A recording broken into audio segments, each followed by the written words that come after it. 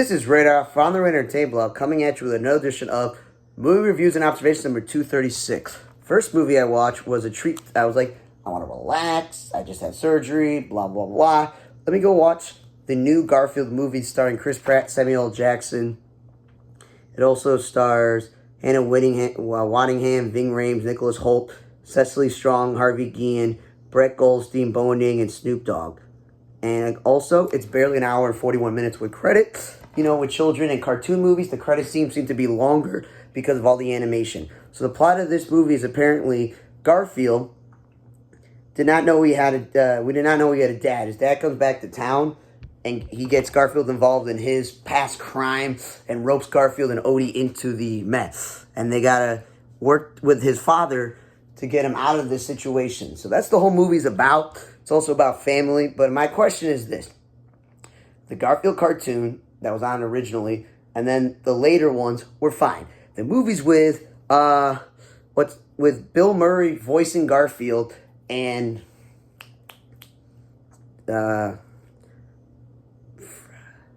Meyer being, John Arbuckle, those were good movies. I don't know if all the Garfield live-action movies with Bill Murray were great, but this one, in general, was not good. There was no need to make it. It wasn't that funny. I feel like Samuel L. Jackson, they gave him and Chris Pratt way too much money, and all the other actors I just listed who all are sometime big names in, action comedy, whatever the case is, voice acting work, that they probably wasted all their money on who they paid and the animator to make an actual script that was good. But again, it's meant for children. It's rated PG. Children are going to laugh. And most children, unless they are obsessed with the internet, and they're not going to go, oh, let me look up. Oh, there's been Garfield cartoons. Oh, there's been other Garfield movies. Maybe I should watch those. And then this week was a lot of long, early shifts, 6 a.m. in the morning to 1 p.m., literally coming off surgery last week. So you're just like, okay, cool. I shouldn't be working these shifts or whatever. So I was like, I just want to lay down, relax, and go home because, I'm in pain. So the first movie I watched was called Round and Round. This was a Christmas Lifetime movie, but the twist is, it is not a Christmas movie. It is a Hanukkah movie. And again, all those Lifetime Hallmark holiday movies are about 80 minutes, so it's not too long.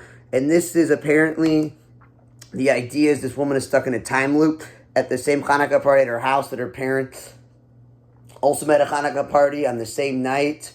And it's special to her parents, and she's trying to figure out how to get out of this time loop. And it involves the man who's on this cover and maybe him helping her out of this time loop over and over and over. And it's pretty cheesy. I don't want to ruin the plot, but apparently it's a dreidel that has been passed down for years that does the time loop for you because you meet your soulmate. It's just very stupid and not realistic, but at least diversity-wise, it's not just Christmas movie about a guy and a girl hating each other and then falling in love. This one, it was called The Merry Scottish Christmas. I fell asleep because I was super tired and exhausted. It wasn't that it was boring. This one also, same thing as the other, not too long. So instead of this being about a husband and wife struggling to get in their marriage, or about a guy and a girlfriend, a girl and a guy in a relationship that's been bad, or you meet someone and it's like a whirlwind romance. This movie was with actual famous people that I know of. Lacey Chabert of Wild Thornberrys and Family Guy, and Scott Wolf of Party of Five, Nancy Drew, V, and now he's in the show Doc. And I think Jerry O'Brien I've seen before, and there's a few other people that I think if I saw their face I'd recognize them. But the plot of this movie is the mother wants them to come out to Scotland for Christmas, which they thought was weird because the two of them don't get along. She's got her own life, he's got his own life, and they have to get back together as siblings, and they find out this huge family secret that involves the mother and Scotland, and that would impact their whole entire life. And it's more about a movie of them burying the hatch as siblings more than a romantic comedy. So I kind of like that because it wasn't as stupid and cheesy, but it was still really silly. Your mother has this secret from you that it really impacts your life, and and you're only finding out about it now. And then I watched Christmas Island because the other Christmas movie, I don't know what it was called. I'd have to double check, but it wouldn't load. So library, you gotta fix that one. So Christmas Island, I feel like the lead woman in this movie, Rachel Skarsten, I may have seen her before, but I could be wrong. But she's this pilot who doesn't have a boyfriend or a significant other, pets, parents, or family she talks to. Her life is about being a pilot. And she gets the opportunity of a lifetime to fly a private plane to some, European, like, travel destination, but there's terrible weather. And she's arguing with air traffic control, and they have to touch down in the middle of nowhere. And it's technically, the closest town is called Christmas Island, where the mayor, the post office, and the air traffic control are all related. Mayor is the sister, the brother is air traffic control, and the father is the postal carrier, which apparently those are the places that Santa Claus letters get sent to, and they make sure they get out, whatever the case is. And she's got to deal with the air traffic control agent she doesn't like and make sure that her rich clients and their little boy and teenage girl are happy.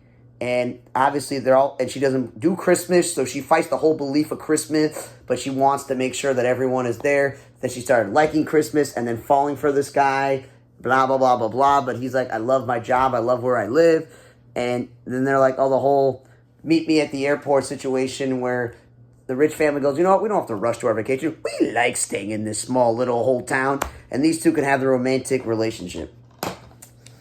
Because, again, I don't know how many times I watch these Hallmark Lifetime Christmas movies because I need background stuff. And it's like they don't like each other to begin with. So, yeah. Especially in the Hanukkah one. They didn't like each other when the movie started. Like, come on. Then I was like, I've been putting this off because I thought I'd want to watch it like on a Sunday or a Saturday, a day where I just want to relax.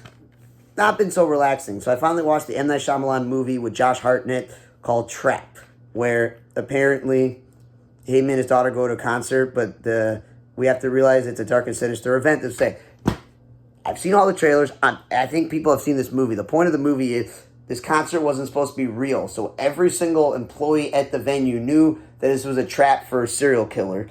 And we all know in the trailers that Josh Hartnett, in these trailers, are trying to figure out all the security measures and how to get out of there because we all are not stupid people. Sorry, M. Night Shyamalan, but we're not stupid that he's the killer. That he took his daughter to this concert, and somehow they found out, and maybe his wife knew, maybe his wife did not know, but he does everything possible not to get caught. And the whole movie is him not trying to get caught, and then if you get backed into corner, what he does to get out of it. It wasn't great. It was pretty stupid for the most part, like trying to kidnap this pop star and figuring out what to do with that. But yes, overall, sorry, M. Night Shyamalan. Another movie I just did not get in terms of why it was made. It was just, I can give Josh Hartnett credit. He did his best job as he can to play a guy who's secretly a serial killer, but he's a devoted husband and father and fireman and is generally a nice guy. So by default, the cheesy, badly written Garfield movie was probably the best movie I watched. And I can say give credit to A Merry Scottish Christmas for being different and not being a romantic comedy, and Round and Round being a Hanukkah movie. But yeah, it was not the greatest week for a high-quality movie. Thanks again for listening to another edition of Movie Reviews Observation number 236. For On the Reddit Blog, I'm Radar. See you guys next time.